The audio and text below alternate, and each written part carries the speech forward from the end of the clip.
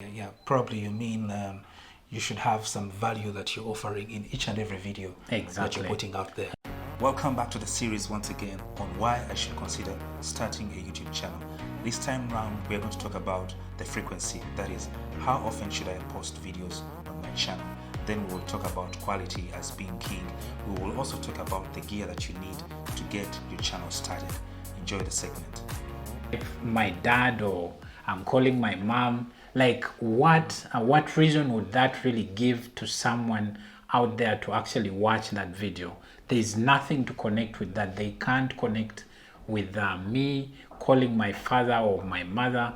They have no way they actually connect with that kind of content. But you must look out for a reason as to why this person actually should be able to watch this video.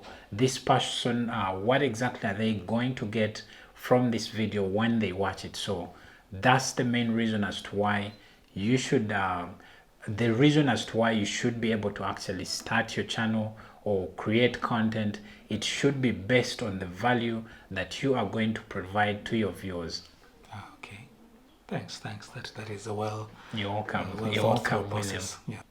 So the other question that I would like to know, for example, on YouTube, because now that I've maybe become a content creator, I'm on YouTube, how often should I be able to post, or how often should I upload on my channel? Like, how often should I be doing this? Should it be in every day? Should it be in a week? Should it be every month? So help us break down exactly how often one should be able to upload on their channel.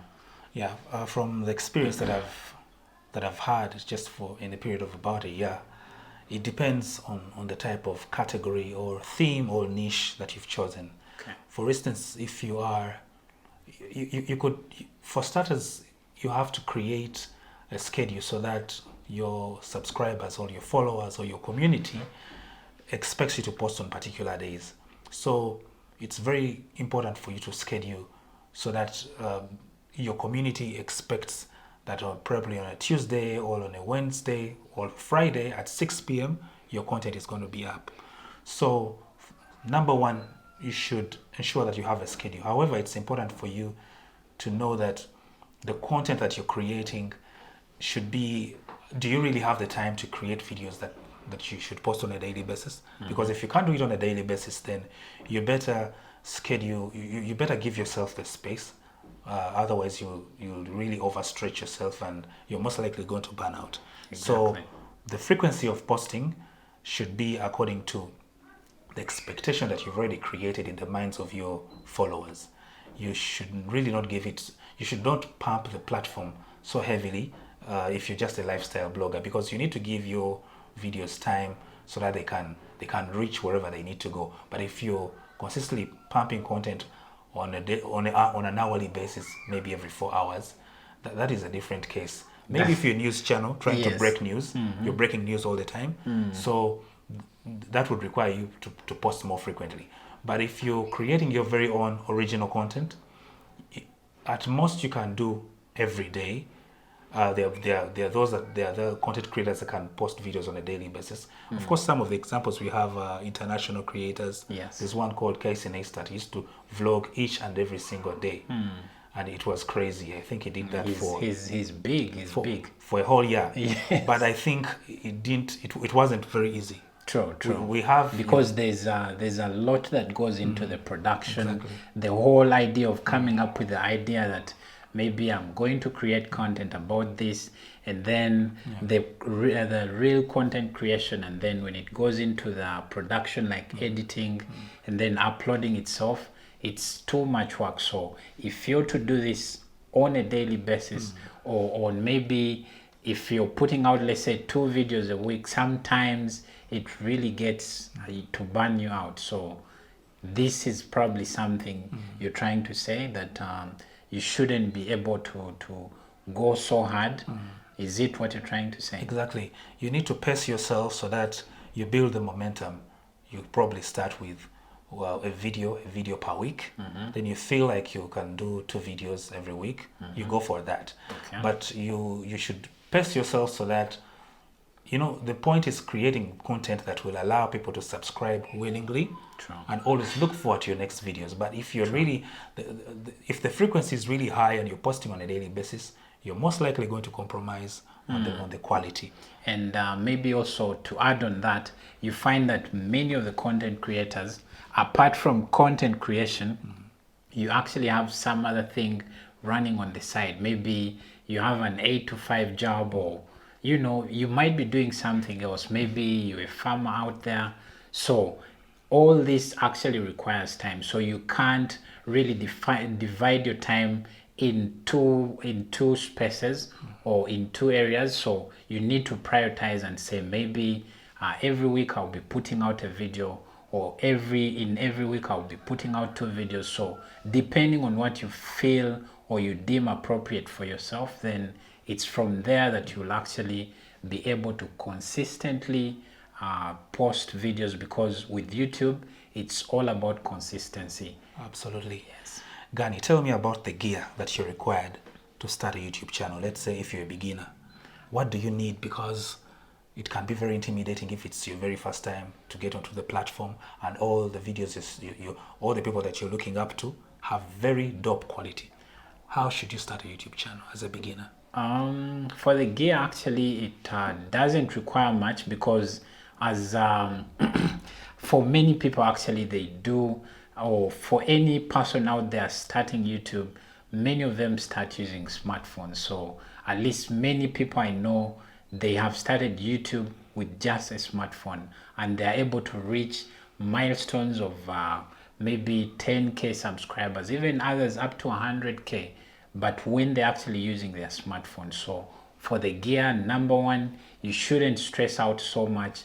It's just that phone that you already have that is going to actually help you post this content. And then away from maybe the phone, you might also need, maybe with time, I'm not saying you do that right away, but with time you might also need to get a microphone, because good sound is really key when it comes to content on YouTube. People need to hear you clearly. Someone should not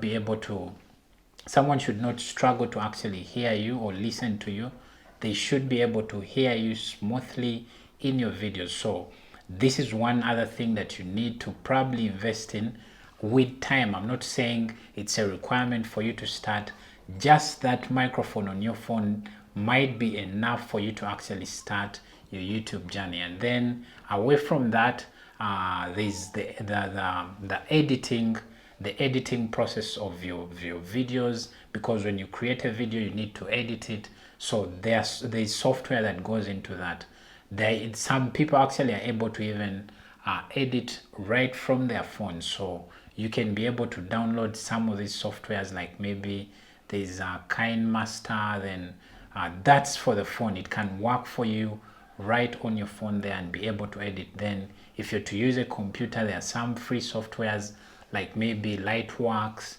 There are other softwares, like maybe if you're able to spend some little money, let's say on buying a software like maybe Premiere Pro, you go ahead, buy it or get it from a friend, and trust me, there's so much that you can do with just that, with just your phone. So all it takes is the will, and then if you have a gear like maybe a smartphone, you can surely start with that.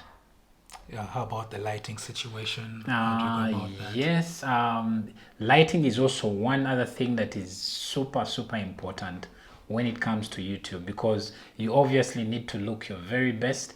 And there are 2 options here. The very first option is considering actually natural light. Just the way you see us here, you're able to see us very well using light. There's a natural light and also enhanced light. So you can be able to actually film yourself using natural light, right? Light that comes through your window. You can be able to use that, or else invest in other lighting equipment, like maybe a softbox, or maybe a light panel, or any other sort of light that you're able to get your hands on, maybe a ring light or any other type of light. So lighting is also very important. Yeah, I think that's what I would say about that. Yeah, and here in Uganda we can access some of these Absolutely, along Wilson Road? Yeah. There's too much. You can't actually get enough of it there. It is too much there. You just go, name what you want, and trust me, they'll be able to sort you right immediately. I think you can get these even on Jumia. Absolutely. Jumia has... So this conversation went on for a little while. We talked about things like, does it matter if you start a YouTube channel with a friend? What does it take? Is it sustainable? Those are some of the things we're going to delve into in the next episode. If you haven't subscribed, please consider doing so. If this is the content you like, hit the like button so that this video can be found by other people. Thank you for watching. I'll be seeing you in the next video. Bye-bye.